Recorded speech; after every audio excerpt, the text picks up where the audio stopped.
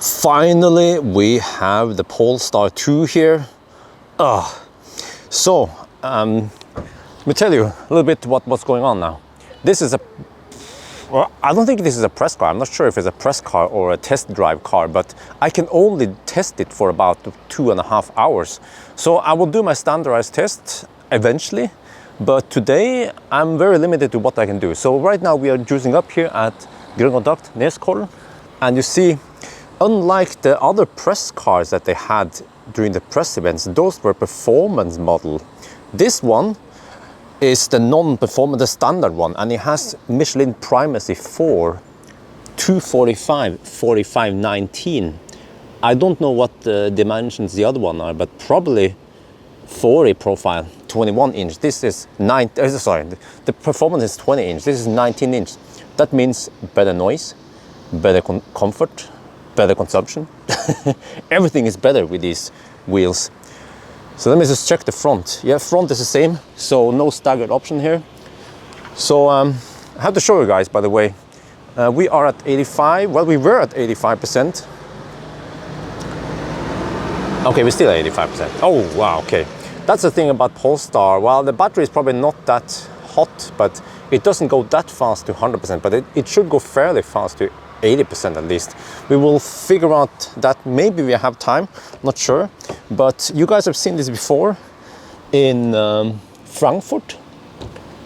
But what you haven't seen before is this, the charging screen inside the car. So it says, let me adjust here a little bit. It says in kilometers per hour. It doesn't show you how many kilowatt we're getting, but at least it shows you that we have 442 volts, so that's good. I like that. Many cars, they will have about 395 something, roughly. Well, close to 400 volt. But this one is like e-tron, I-Pace, and MG ZS EV with about 40, 50 volt higher voltage in the pack, which I like because it has some benefits when you charge at 50 kilowatt fast charger. Let me see here. This is with charge limit. But there was one thing here. Yeah, I can quickly show you. This is Android based. So you have Google Maps. You have, you guys have seen it in other reviews. So I will focus mostly on other tests. Whatever you've seen in other reviews is not necessary for me to mention. Okay. I was looking for some kind of charging info here, but we don't see it. All right, but I have to set up all the equipment. We're going to do the acceleration test. I've already done some of the measuring of the noise test. I will also do the rest on the way back. And then if we have time, we will do some consumption tests. We can't do a full range test today, but because you have to be back in Oslo by 1, roughly, plus minus 10 minutes. Yeah, okay, let's get ready then. Launch number 1.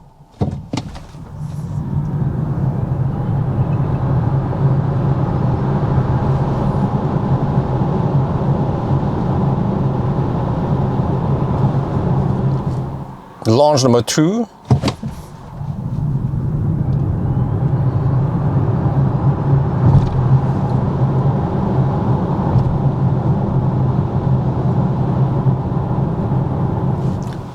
Launch number 3.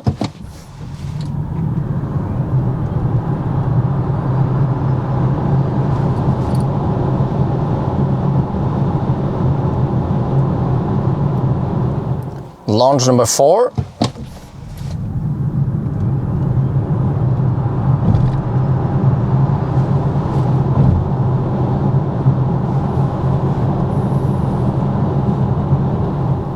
All right, I've now measured the noise. I think it was in the middle there, not too quiet, not too noisy, but now I want to, okay, it's noon now. We should leave here in half an hour. So now I will incorporate some consumption test. So we will drive at 90 kilometers per hour. We don't have time for 120. And also this is 100 zones. I don't feel like cruising 120 here. Usually when I cruise 120, I do it here in the 110 zone. So we only have time for the 90 test, and we can guess what the 120 would be. So I will drive here, I think all the way to the roundabout and then back again. And then we get a good, okay measurement. So The weird thing about the Polestar is that in the instrument cluster, you can't have the trip meter always visible. You have to press this circle button here, and then you briefly, well, you see it for about a minute or two, and then it disappears again. So we're gonna reset this one, and then off we go.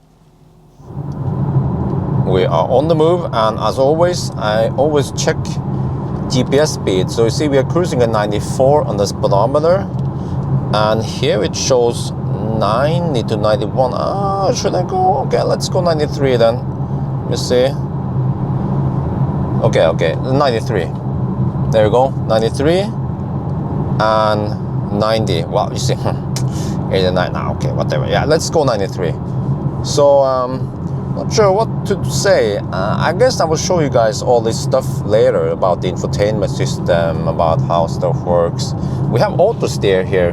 The auto steer works okay. It's not as good as Tesla or some of the other systems. I feel like sometimes it wants to drive in the ditch. Maybe it's just me, but no, it shouldn't be me, right? Sometimes it feels like it's a little bit too much to the right here. But most of the time, okay, most of the time it does a pretty good job. And there is no sport mode in this car. And there is also, oh, okay, it bugged me a little bit there. And there's also no eco mode. So there's just one mode, the drive thing here. And also what I like is that there is no start stop button. You enter the car, you push the brake pedal, and then you put the car in drive and you go, just like Tesla. So far so good, right? Let me check the status so far. Well, it's a little bit too early now. It's 240, but it will stabilize and then we'll go back to the starting point. Okay, we are back at the starting point, and the consumption was 176 watt-hour per kilometer. That is a bit high. In comparison, Model 3 consumes about 130 to 140 watt-hour per kilometer. Model S, the latest one, Raven, is about 145, 150. So 176 is quite high. And it means that, okay, I don't know the capacity of the battery yet. If it's 78 kilowatt-hour net capacity, then the car will go 440 kilometers. If it's less than that, then 400 maybe. So I have to find out once I get the car. We have to hurry once I get to test it more. But now we have to go back to Oslo. Okay, so I think I should say a few words about how this car drives. Oh, what is this? Oh, no, yeah, you see, the suspension comfort is actually good. Oh, okay, there's some asphalt pieces here.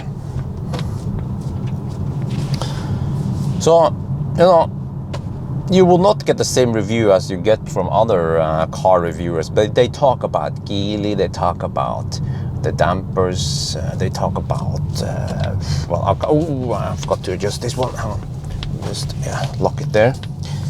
I guess, okay, I should talk about how is this car to drive. So, like I mentioned, it's comfortable, it's also somewhat sporty, not super sporty, it's somewhere in the middle there. And this one has those, oh, I don't remember what it's called again. There was those some double, okay, let me just accelerate. Yeah, but it has regular suspension, no air suspension, but, oh, okay, the light conditions might not be the best. Well, actually, you get some idea how it is. Oh, is this new asphalt over here? But the ride is quite good. I like it. If you compare this to Model 3, then the Model 3 is too unrefined. This one feels better in many ways. And also, I think based on the noise test, it was more quiet or quieter. But if you also compare this to Xpeng P7, then the ride quality, the ride comfort is way better in P7. Well, okay, maybe not way better, but it's better in P7. And you might be saying, oh, but you know, you don't want the P7, you don't want a Chinese car. You want the Polestar instead, you want something Swedish. Well, enough said. So, yeah, I think this car should be put up against Model 3 and P7 because those two cars are also in the same price range. And then when it comes to performance, which I like to test, it's actually quite quick. Let me just show you here. Okay, we are just cruising at 100-ish, right? And then I floor it. Okay, it comes gradually. Like most cars, it comes gradually. You heard the pop, right? And also they, Polestar, they have purposely designed the pedal feel to be like, when you push it a little bit, it actually at low speed, when you push it a little bit, you don't get that much speed. It doesn't jump forward like a Tesla tends to do if you don't have that muscle memory. So it's more like you actually have to press the accelerator quite a bit before you get some speed, but that's the way they have tuned it, which is, in my opinion, it's okay.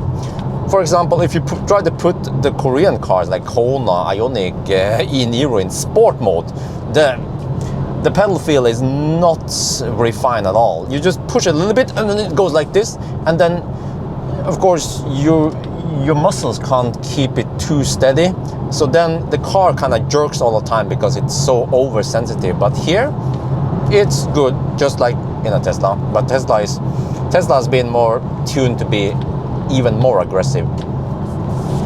And then as for interior quality, you know, sometimes when I sit here, I feel like I'm sitting in the i3 because you have so much, how to put this, sustainable materials here, you know. It's some kind of fabric. I haven't done my homework, so you guys can just shoot me now.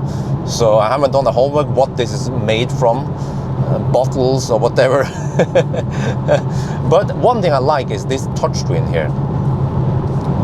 It's in perfect position. Look, for me, I don't have orangutan hands. I can even touch here. So this is good shit. I like it. And also, I'm not being the best driver right now, but, and also what I like is the snappiness. It uses Google. I mean, it uses Android.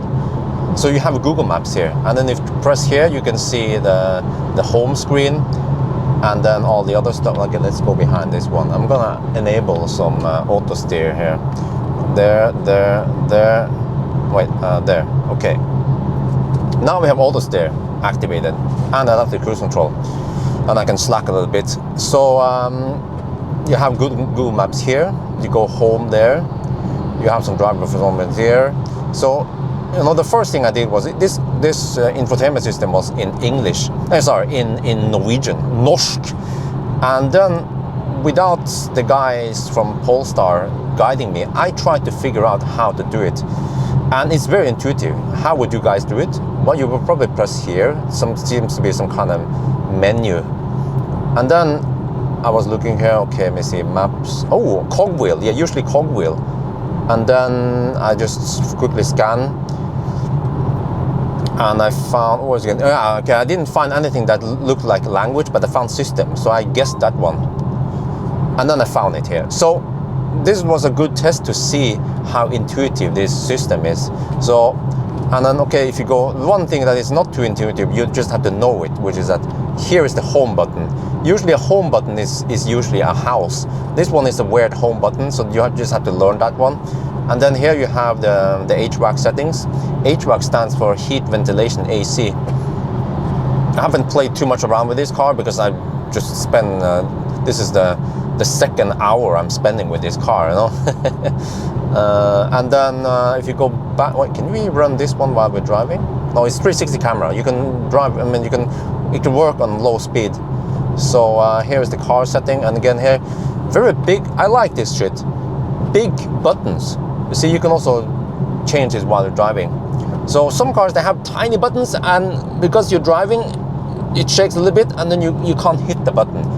Big buttons like this, they actually design it as to be a touchscreen in a car that you might touch while you're moving. Some other cars, like I think it was the e-Golf, you had some weird layout that looked like it was used to be some kind of iDrive system, and then they ported it to be a touchscreen. But here they design it to be a touchscreen, so that's good shit. And what else should I say about it? Okay, let me see. Go home. Yeah, so we're going now. I'm most likely, well, most of the time I will have this one. One thing I'm missing though, there's no way to show you satellite map, but that might come in an update. And also I haven't found a way to twist it in 3D mode. So you have this one here to go into the, I'm not sure what this mode is, overview, and then if you exit that one, and you have north up, or, oh, there was, I found it, yeah. It didn't work, of course, when I was stationary when I tried it, but now it works. So this is good. This is very good. And what I like is that it shows you how many percent it estimates it will arrive with. So now it says 62%. That is something very underestimated. Many EVs, they don't have that, or they show you briefly, or it doesn't update. As far as I know, only Tesla and Polestar has that feature. Very nice. We are back home now. That was a very short time with the Polestar 2, and I'm actually sitting in the Polestar 1 now. Yeah, but I saw that the best time for the Polestar 2 launch was actually the last run, which meant that the state of charge was the lowest, but maybe the battery heated up, or the tire, probably not the tires. The tire is not the problem here because we have all-wheel drive. So anyway, the best result so far is this one. So you see, according to specification, it's supposed to do it in 4.7 seconds, and we did it in about 4.5 seconds. Okay, so again, we see it consistently, or very consistently, for most EVs. They perform better than specification. Not too bad, but also you can see that, yeah, it is actually fairly quick off the line, especially compared to the e-trons and the Cooper. Yeah, most EVs, they are slow off the line. Let me see, I always test against, yeah, you see, even faster than the MG off the line. That is very good. But then I guess, yeah, okay, how would this one be against a Model 3 non-performance? Because Polestar 2 is always or continuously being put up against a Model 3. Maybe not the performance, because that's more expensive. So maybe if I have the time, I should test a Model 3 performance. I mean, no, sorry, a Model 3 in long range, right?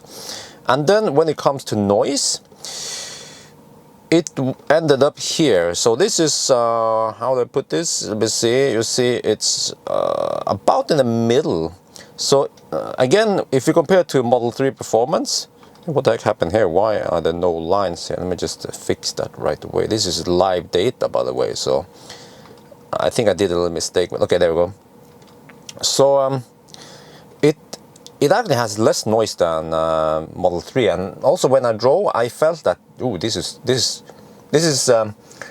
okay. It's not super quiet, but it's at least more quiet than the Model 3, because if you look further up here, where did the, yeah, here, Xpeng, which is in the same price range. I wonder why the journalists never talk about Xpeng. When they talk about Model 3, they always say, sorry, when they talk about Polestar, they always talk about the Tesla killer, the Tesla competitor, but they forget to mention Polestar 2. Oh, sorry, so many names here. They forget to mention P7, which, oh, okay, shit, I used the wrong button here. Shit, I failed. There you go.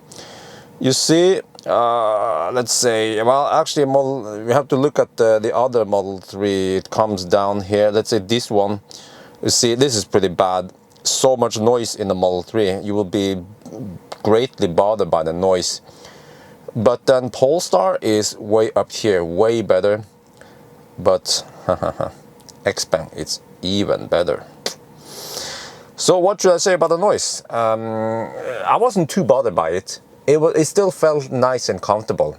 So that's, I guess, all I have to say. And then, what about the rest of the test? Well, unfortunately, I was only able to borrow it for a short while. Well, actually, a very short while. And for my testing procedure, I actually need it for several days, because I go very in depth in everything. So that's why actually I haven't put in an entry in the range test, because I don't consider it to be a good enough range test. I need to, in the end, test it, drive it down to almost zero to see how far it can actually go. So the result was just an estimate so far. So yeah, anyway, this was the first and last Polestar 2 video. No, I'm just kidding. Hopefully I can get my hands on a Polestar 2 again, but we have to see then. By the way, I made good connection with Polestar now.